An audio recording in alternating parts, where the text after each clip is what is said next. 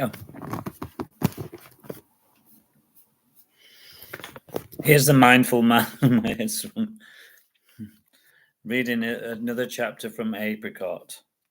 Apricot was glad to be back in his comfy glass cage. He felt that he had been on a great adventure. He was tired. He was tired but exhilarated at the same time. He lapped at the water and he could see Mary dozing in the armchair. It had been a long day for both of them, he thought. Mary had left Apricot a mixture of dandelions and grass to nibble on. Apricot was pleased. His tummy had stopped rumbling and he had never felt so cared for. All of the bad memories were drifting into the past like stray balloons.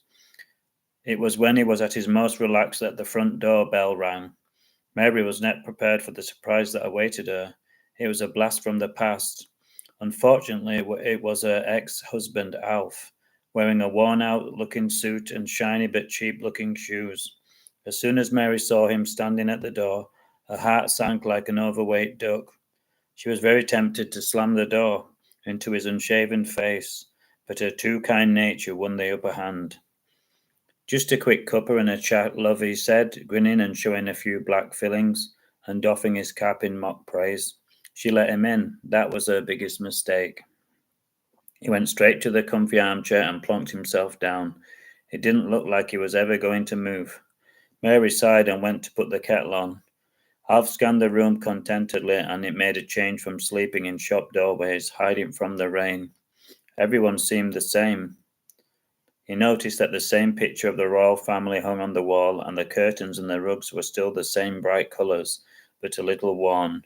"Nothing's changed," he said as he scratched his stomach through a hole in his jumper. It was then that he saw Apricot. Although small and cuddly, Apricot was a shock to his system. He was used to seeing cats or parrots, but he had never seen a guinea pig before in someone's home. Alf managed to lift his considerable bulk out of his chair, and he waddled over to Apricot with all the finesse of a jelly on a plate. He finally made it, and he crouched down with sweat already forming on his forehead.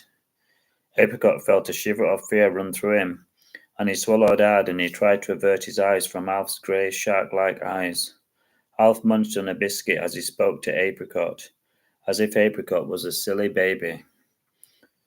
It only took Apricot 5 minutes to work out that Alf was a bad man, and he was someone to be wary of.